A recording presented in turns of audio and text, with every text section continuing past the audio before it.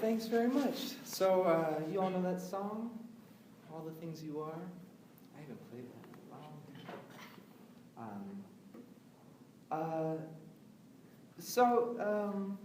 Yeah, I can now kind of introduce my background a little bit. I'm 25. I started when I was 5, so I've been playing about 20 years. And I started as a blues guitar player, I guess. That's what my parents listened to. They listened to a lot of blues and Joe Beam and singer-songwriter stuff and a little bit of jazz, but you know, my family's they're a big design family. They love anything that has to do with aesthetics. So if it sounded cool, they listened to it. If it looked cool, we had it in the house, or you know what I mean? It was always about art and things like that. So I was a blues guitarist. I listened to a lot of Stevie Ray Vaughan and Muddy Waters, and then, like most of us, people, you know, see that you're into guitar and they go, oh, if you want to know about theory, you should study jazz. And so I was like, okay, you know, I was 8 or 9, probably 8 years old. And So I started taking lessons with the jazz teacher. I'm from California, by the way, Northern California. And I just got into it from a very technical point of view. You know, I love theory and I love the way chords worked, and I basically took 2-3 hour lessons a week with my teacher from the time I was about 8 until 12. And he was very much a student in his own right too, so he was, you know, we would learn things together. He'd be like, I'm working on this, help me solve it. So it was one of those relationships. It was wonderful. Then I started playing a lot professionally around this time, both with my own projects and with Gary Burton, the great vibes player. And around that, when I was 12 or 13, I started studying Indian classical music a little bit, which was relatively short-lived. I mean, I only did it for about a year, studying tabla and sitar. But I loved it, you know. And all the while, I was kind of a classical nut, you know, orchestral music, string quartets, piano pieces. I just loved film scores. I really wanted to be a film composer, still do. And then through my teens, I was touring a lot and then went to Berkeley for college and did a couple years there. Made a couple records under my own name, and in the last few years, I'd say I've kind of hit this full circle thing where I'm going back to some earlier roots with regard to my interest in bluegrass, American folk music, and also more avant-garde improvised music, both acoustically and electronically, with computers and noise and sounds and things like that. So that's kind of my disposition towards the whole thing. It's just whatever you're into, go for it. And I've been very fortunate to have people in my life who encourage that. And I think you can probably tell that from how I played that song too. A lot of it's just like, what happens if, you know, maybe I'll totally crash and burn, and I do a lot. But it definitely is one of the things that makes this music interesting to me, is that risk of totally failing or totally discovering something you never thought was possible. That's my background in a nutshell. I also trained as a teacher of something called the Alexander technique. I don't know if any of you are familiar with this. In a nutshell, it's basically a modality of movement education. You call it that. You know, some people study Feldenkrais, which is another form of this. Feldenkrais studied with this guy Alexander. But essentially, dancers do it, actors, musicians. You go to a teacher, and it's not a treatment at all, like, you know, a massage would be or something like that. But it's a lesson. And you kind of learn how you're getting in your own way. I'm sure some of you have had experiences where you're practicing all the time and you're really sore, or you're typing all the time and you just feel kind of awful and you don't know what it is that you're doing exactly. Well, the Alexander technique kind of helps teach you the language of kinesthesis, which is developing a sense of like, oh, I realize I'm pulling my shoulder down and this is going to hurt in about 20 minutes. You know, maybe I can chill out. But it's a sensitivity that unless you're accustomed to it, isn't always obvious. You just kind of wait till you get the big red flag. You go, oh, shit, I feel awful.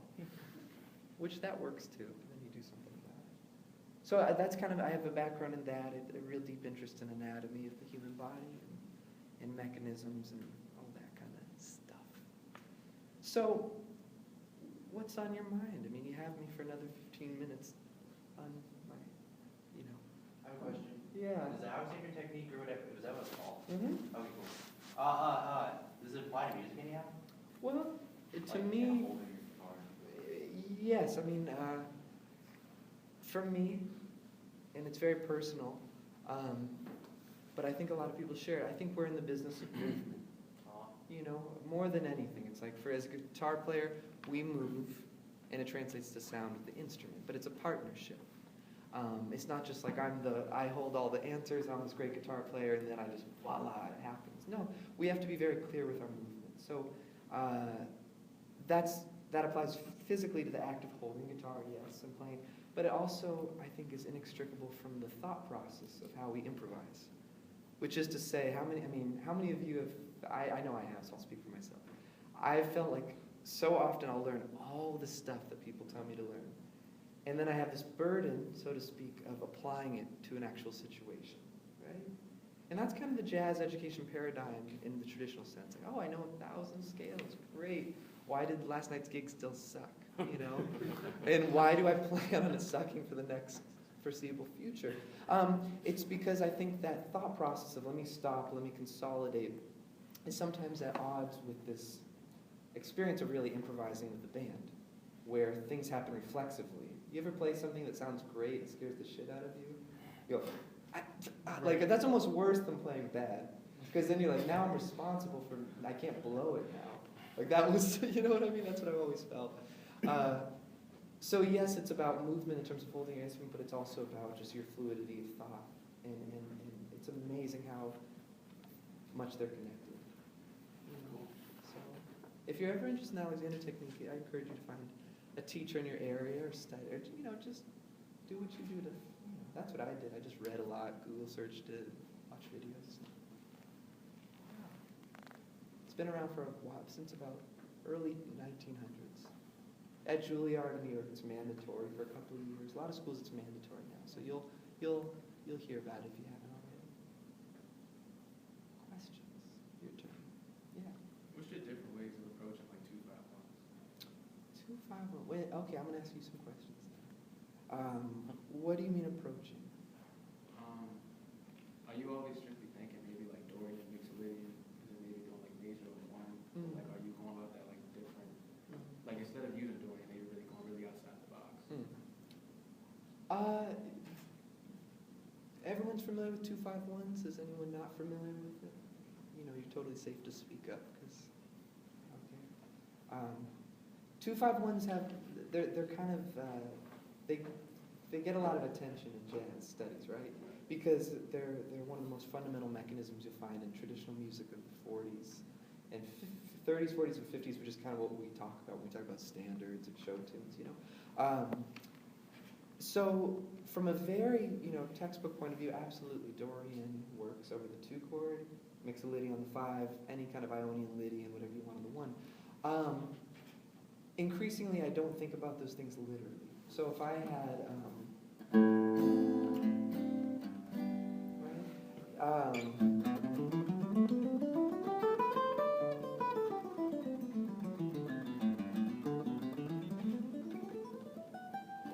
it all works, it's kind of what I consider like green light music. Yeah, it's correct, totally. The things that I'm attracted to in improvising tend to be more gestural. So early on, I kind of set out to find other ways of honoring the 2-5-1, but also kind of having the freedom to go up if I wanted, or go down, or jump around, without always sticking to it. So a very practical thing is to look at it as open voice triads, like.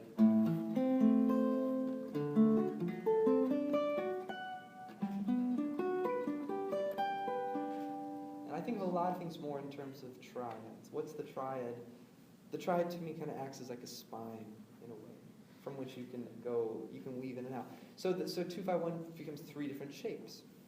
And on the guitar, I think of it as a blessing in a lot of ways that we have about 8 million ways to play every fucking note. So and you get into other inversions obviously. So that's one way to look at it. Okay, I'm just gonna, let's do 2-5-1, 1-6-2-5, one of those loops kind of thing, and I'll just try a different inversion each time. 1, 2, 3, 4.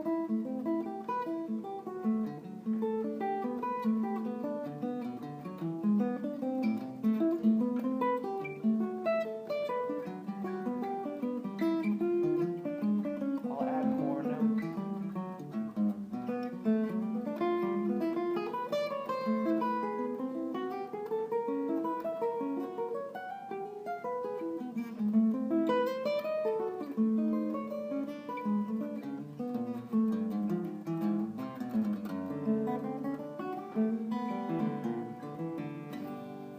So, I know that was very quick. That was a kind of very quick progression, and I don't mean to treat it lightly, but once you have that spine in place, you can just fill in anything. And I think the quicker you can kind of relinquish this feeling of like I have to play the right scales over it, I think the potential for creativity improves, there's more. Another thing I used to do a lot, I think you learn a lot from discrepancy. In other words, here's what's happening, here's you playing the wrong thing, the truth is somewhere in the middle. You know, so I used to do things where you could make a loop of a 2-5-1 progression and purposely play a half step off. And you'll probably cringe for the first 5-10 minutes because you're like, this is wrong, my teachers would be so mad, I shouldn't be playing. You know, it doesn't have to be in the wrong key, it could be anything, just play anything. Twinkle, twinkle, I don't care, but just don't honor that progression. And I find that the brain kind of hears what it craves in that opening. It's like, well, yeah, I'm not happy with the life of just playing wrong all the time, but I could see maybe having a passing tone here. You know what I mean? It's like you just start to get used to it, so you just don't assume A minor equals A Dorian. Because that only will suffice for so long. And then when you're playing with cats, it's like the last thing people are thinking about. Typically. I might be wrong. Yeah. What do they think about? Yes. See, that's why you never say things about what other people think. 'Cause No, like, God, that's what do why you I was think wrong. about when you're improvising? What do I think about when I'm What's improvising? going through like your mind from a very structural standpoint in terms of like Right. are you just playing what you hear inside, like in your head, or are you thinking like you know the notes of the chord, so you're honoring those notes in the back of your head, or like arpeggios or something like that? All those are very viable options, and at certain points I have thought all of those. You know, like there have been parts of my life, or even currently, where I'll think, oh, this note will get me there. It's almost like the simpler the music I play, like more singer-songwriter stuff, the more I'm aware of those things, because I don't want to make it too jazz-oriented. So I'm like, where's the third? What's the tonic? You know, just. But to answer that question where I am right this second, I just follow things that I'm really curious about. It's my feeling that if you understand the fretboard enough, which is really kind of that's key, and it's so overlooked for guitar players. It's like, where are all your F sharps? Like, can you do it just really comfortably? Where are the notes on your guitar? And can you imagine them away from the guitar? Things like that help me to feel free to kind of do anything. But on a tune like All the Things You Are, you know, if I have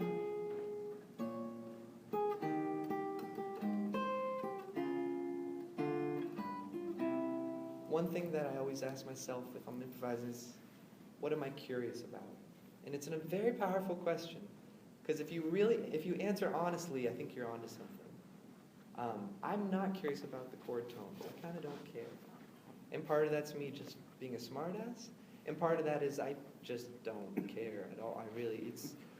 If it sounds good, awesome. I've heard so many players who are beginners who blow my mind because of the creativity in their playing. I've heard so many advanced players I'm supposed to love that I am bored listening to, that I just think, forget it, you know, just play whatever you want.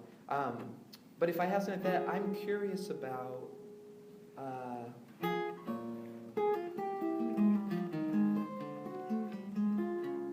that's a texture. So I'm just curious how many ways I can do that.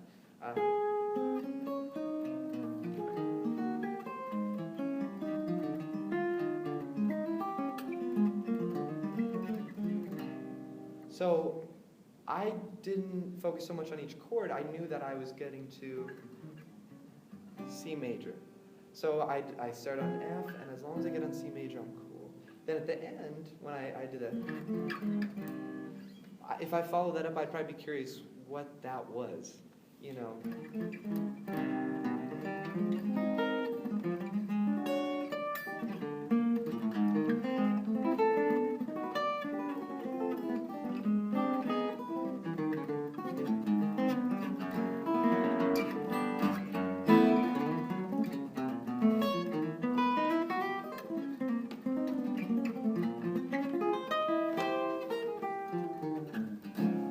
Whatever. I mean, it's me just kind of playing around, but that's as much as I can really process at any given moment.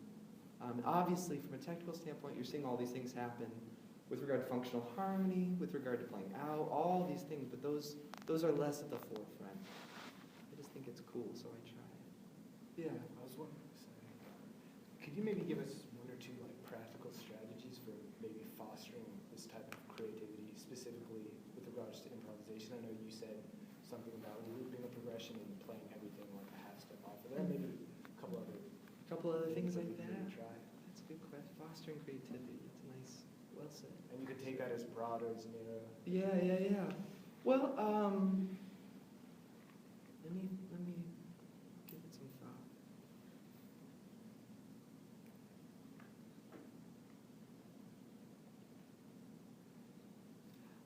There's a few ways to look at it. There's something suspicious about jazz in terms of soloing over changes, right? Because if we just say improvisation, you could say, yeah, you just go up to a piano and hit any note you want and bang around and you're improvising, right? You're creating spontaneously.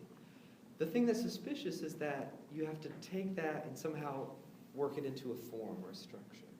And I think it's that hurdle that becomes the challenge. And hence an exercise like playing all the wrong notes against the right chords is for you to become really intimately comfortable with that. That's not, I don't think there's anything you need to do to foster creativity at all. I think you all have it in spades and you utilize it in your everyday speech. You utilize it in how you plan your schedules. You utilize it all the time.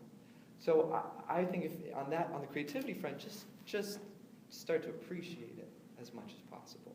Be like, hey, look, I put, whatever, my belt on before my shirt today. Interesting. You know what I mean? Like, just get a kick out of the way your brain organizes things, and I think you'll be fine. From dealing with that suspicion of, like, well, then how do we actually apply it?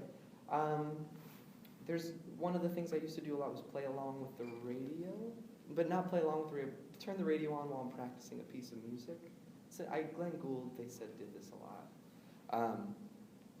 The point being, if you put on some like loud talk radio or something, or a song, it doesn't matter, and you try to play your solo arrangement of all the things you are, if you're more caught up in what they're saying on the radio than your own playing, you're probably not playing shit that's worth listening to. It might, but it sounds harsh, but it's very practical. Because I don't want you settling for things that just sound like, well, it's that green light thing again. Like I played all the right notes, so it was a wild success. No, I had a teacher who used to, he was so killing, Hal Crook. I don't know if any of you know about Hal Crook. He's one of the great educators in jazz. Teaches at Berkeley. But that was his whole thing, especially with comping, where he would, the person accompanying the soloist would sound killing. And doing all this hip shit, and the soloist would be kind of boring, right? And you'd stop, and the accompanist would think, oh, I'm sorry, I was playing too much. He said, no, we were listening to you way more than the soloist. And you'd look at the soloist and be like, we don't owe you anything. If you're boring, like, we're going to focus on the drummer doing that cool thing, or the bass player tapping his foot. I mean, you know what I mean? Like, we don't have any allegiance to this. So practicing with the radio is a great way to be honest. And you have these moments where you do actually, you're captivated with your own stuff. And you go, holy shit, this is it, And then you'll lose it, and then you come back. And it's great with through composed music, too, to practice Bach with the radio and see what stands out. But it's a nice equalizer for sure. What else? What else is good for that? I'll show you a really simple exercise. This was something from Gary Burton that I really liked. He must have shown this to me when I was 16 or 17. I had this issue where I was practicing scales a lot, and I was practicing a lot of patterns because I was into that. The Thesaurus of Scales and Melodic Patterns, this great book by Nicholas Sinimsky, I was devoted to that book. And if you get a chance and you don't know it, play through it. It'll get your hands doing things you never thought you could do. What's that? Yeah. Thesaurus, is it Thesaurus of Scales and Melodic Patterns. And it was kind of written as a joke. I mean, at the time, it's kind of every permutation of certain notes. And Coltrane famously, followed it. It's called the Green Book, because the original edition was a hardbound Green Book. But so I was really into all that. But then I'd go to solo, and I would see a chord change, and I'd always start on the tonic. Or I would just kind of be like, oh, ba-da-da-da-da-da-da-da. Everything had a beginning and then an abrupt end. And I wasn't getting the sense of fluidity of over the bar lines. I needed to be oriented to the tonic. So Gary had this unbelievably cool exercise. It's just, I get such a kick out of it. You take a pitch, let's say A, and you take 2 octaves of A. So now on the guitar, that, Mick Goodrick's famous statistic that there's an average of 2.7 places to hit any given pitch on the guitar holds true. What that means is you have, right? That's just the midway point.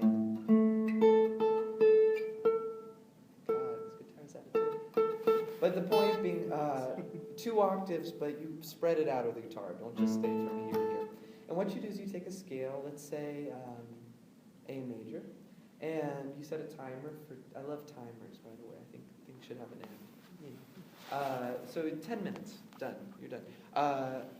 You improvise in random orders for 10 minutes. So here's what I mean, just so I don't jump ahead too fast. 2, 3, 4.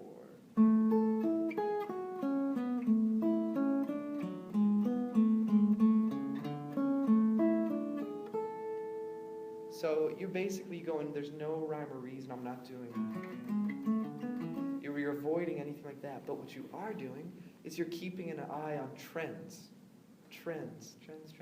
What that means is that if you are starting this out and you notice that you do that a lot, it's not a bad thing. It's just interesting that your hands tend to go to that. So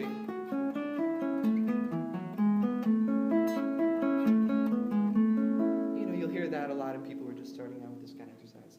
What you'll pose to yourself is, what's not that? If you have, that's like a pretty much triad between the third and the index finger. What if you just aim for things that jump a little further from the index to the pinky? And instead of diagonal that way, what if you go diagonal this way? You just see if you can do it. So you have...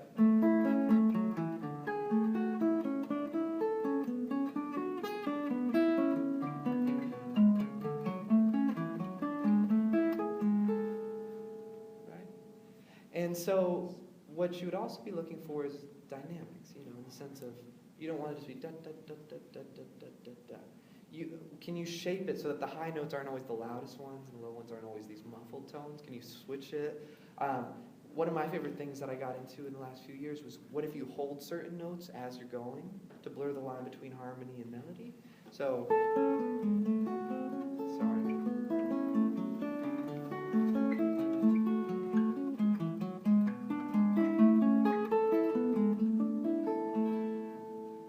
That's how you practice A major for the day.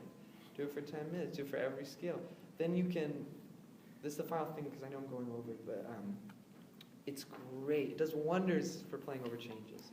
Because let's say we take 3 unusual, seemingly unrelated tonal centers. A major, E flat major, and, well, we can do F sharp, let's do D flat. So A, E flat, D flat. Things that are kind of like a little daunting. And what I'll do is, what's your name? Aaron? Okay, so Aaron, when you say switch, I'm going to try, it's like kind of like a parlor trick, but basically I'll switch between the keys, see if I can. But give me a second to just get the A going, and then when you say switch, I'll go to E flat, and then I'll go to D flat, and we'll do it for a couple of cycles, okay? So.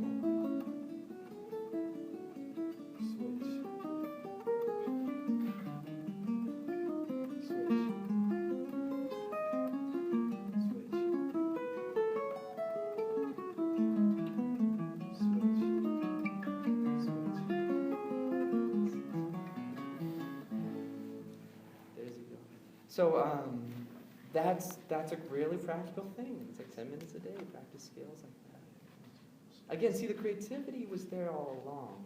That dedication. Well, or it's just, I have such a funny issue with the word application. Increasing, because everyone talked to me about it all growing up, and I just don't think things are applied.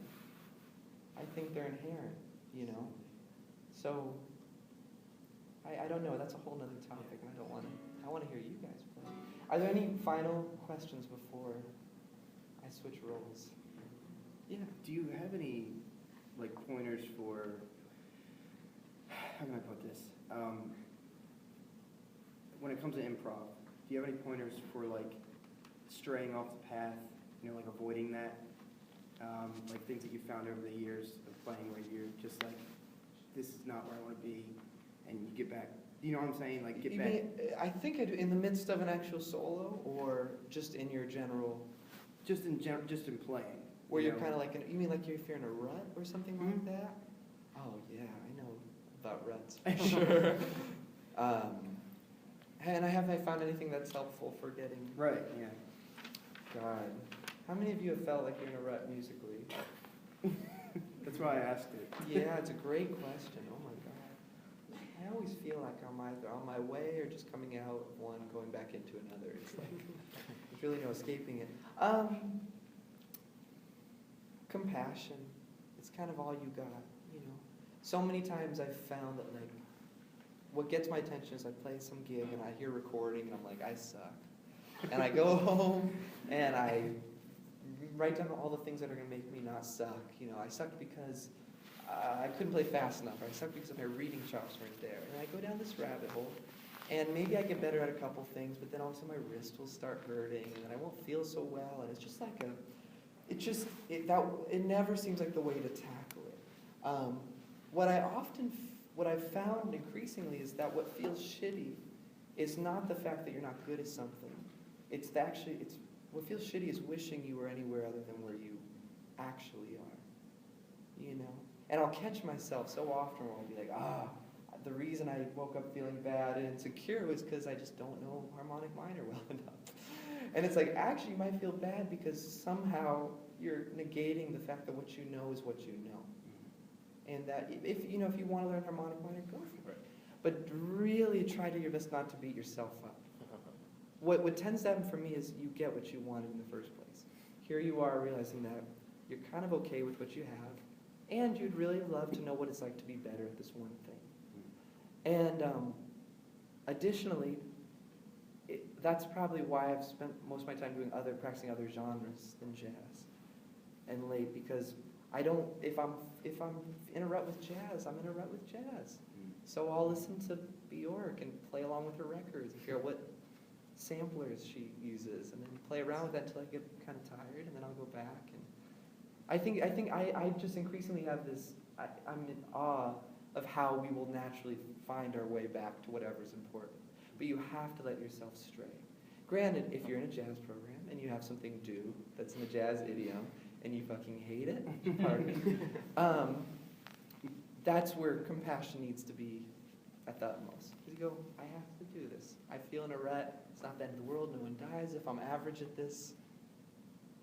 You know, just keep your eye on the prize. Why are you playing music? If it's because you love something, find something to fall in love with musically. I do that all the time. It's like I might be fed up with improvisation and scales and all that stuff. So I'm like, I'm really into picking, and I'm interested in that gesture. And, who's good at that? All these guys. Let me listen to them for a while, So I don't know if that's of any help, but if you take one thing away, I think it's have compassion.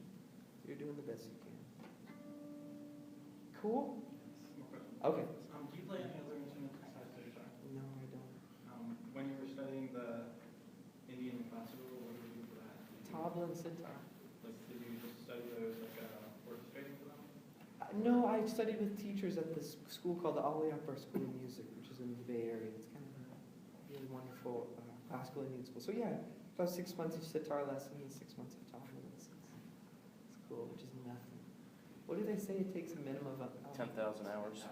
Well, no, in the Indian culture it's 118 years. So it implies that you have 2 lifetimes to work some shit out. So 6 months, forget about it. But it was fun. So you should probably play for me, huh? Yeah. Okay. We're going to just take a quick 2-3 minute break, let the small combo get set up, and play the gate. We're back to Blue Rondo, a la Turk. Thanks,